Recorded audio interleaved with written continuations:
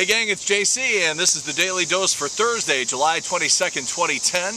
A cooperative venture with Mind Active in beautiful downtown Brentwood. Archives at the top of the page. You can look at some of the old pieces. Also Dave Murray's weather forecast, and you can subscribe to the audio of the Daily Dose via iTunes. We are here on our 15-month paid vacation. It's into the pool as soon as we're done. You guys, my former colleagues, all have to work to get a paycheck. I don't. What sort of message are they sending you over there? Anyhow, speaking of weather and heat and stuff like that, there's a 50-50 chance of storms in Chicago over the weekend for the Cubs-Cardinals series. 92 on Friday, 88 on Saturday in Cooperstown. For those of you going to see Whitey, 40% chance of storms on Sunday with a high about 75. Speaking of entertainment, Hart, Anna and Nancy Wilson coming to the Family Arena Saturday, September 4th. Tickets go on sale tomorrow at the usual ticket outlets. Hi there, Tom O'Keefe. All right, to the world of entertainment. On a national scale, it looks like Lindsay Lohan now may only do 9 days in jail for all this. At this point, you have to ask yourself, what was the point of any of it anyhow? And by the way, if you want a good trivia question for somewhere down the line, Lindsay's inmate number is 2409752. She can spend about $135 a week, and the porn industry has already glommed onto this thing.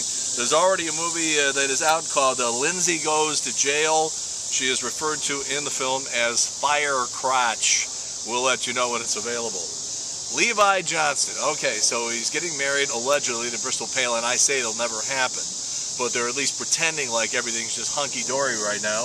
And he's thought to himself, well, I'm eventually going to have to get a job. I'm going to have to work. I got to bring home the blubber up there in Alaska. So he has decided he wants to be an electrician, which I think is a good idea. Maybe now he can do something about all those dim bulbs in the Palin family. Los Angeles County has dropped its investigation of child abuse against Britney Spears. When reached for comment, Britney said, "I have kids?"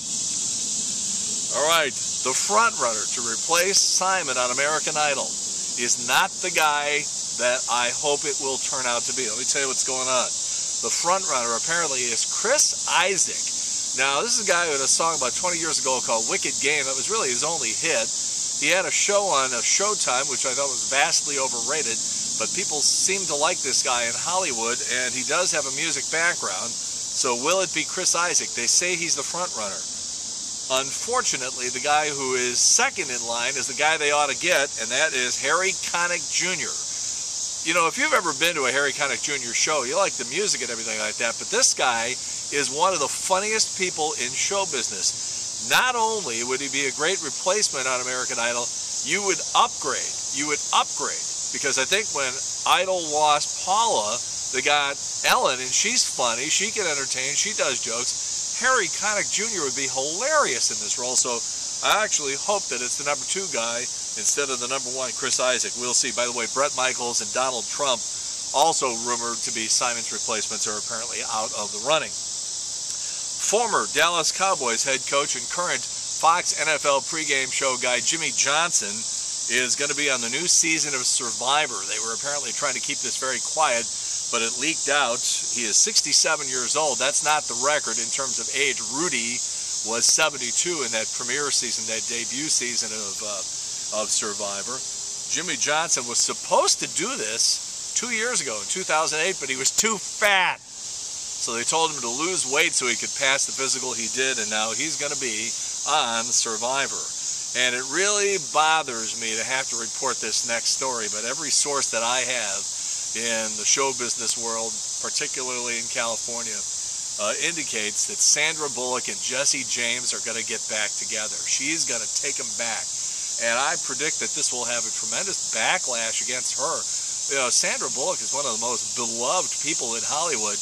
She takes Jesse James back, and I think a lot of people are going to change their mind about Sandra Bullock. We'll see, but that is what I'm hearing, unfortunately.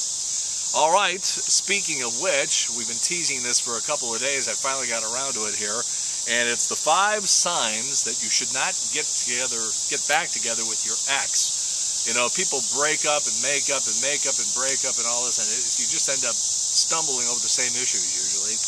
Here are the 5 signs that you should not get back together with your ex. Number 1, the quirks aren't adorable anymore, they're annoying.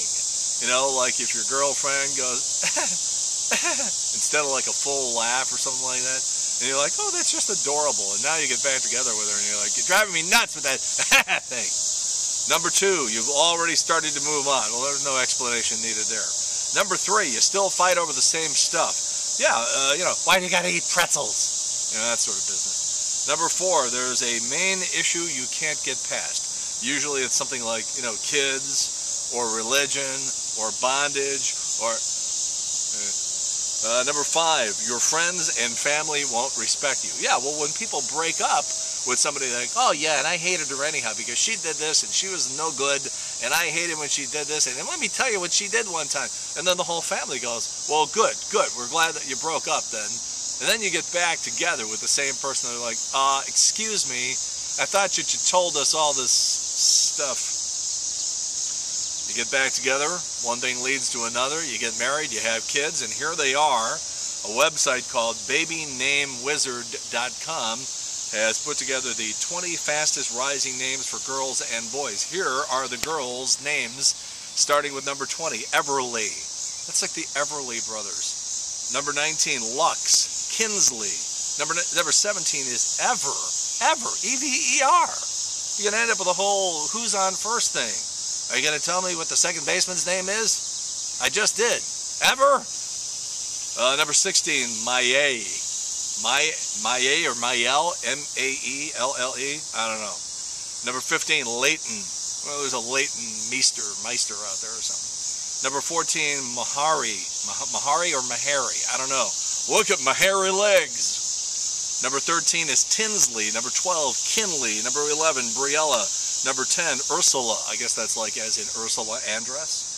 Number 9, Lorelei, like the Styx song. Eloise at number 8. That's the kids' books, of Eloise. Why would you want to name your kid after a brat?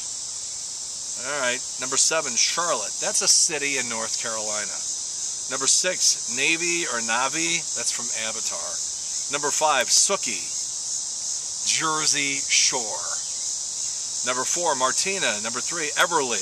Well, that's 2 Everlys on the same list, but they're just spelled different. Number 2, Harper, and number 1 is Tenley. All right, here are the boys' names, the fastest rising boys' names, starting at number 20. Dorian, Lennon, Caden, Dawson, Elia, Dashiell, Micah, Harper, Leland, Callan, C-A-L-L-A-N, at number 11. Sterling at number 10. Caden, well, that's the second one of those 2, both spelled differently. Number 8, St. John. It's like a radio name. Hey, John St. John with you. St. John, St. John. Number 7, Zion. Number 6, Arav. Number 5, Lucian, Easton, Eoin. I'm sure that's not how it's pronounced, but that's how it looks. E-O-I-N. Eoin, Eoin, Eoin. Number 2, Bentley. That's a car. I guess you're supposed to sound rich with that name. You know, the Cardinals had a guy in their minor league system for a while by the name of Rich Bachelor. Actually, I think he may have actually been called up at one point. Hello, Mom, Dad. I'm engaged to Rich Bachelor. Oh, we knew you'd find a rich bachelor. Number 1 is Castiel. C-A-S-T-I-E-L. Why are you doing this to your kids? All right, moving on here. JC's Eye Candy today. You know, I did the Randy Hundley Fantasy Camp at Busch Stadium back in 1989, and that's when they had the artificial turf, and it was hot out there. We were all standing on the pitcher's mound because it was cooler. Well, they put a thermometer out on the field at Busch Stadium. The Fox Network did last Saturday. We got a picture of that. You'll like that.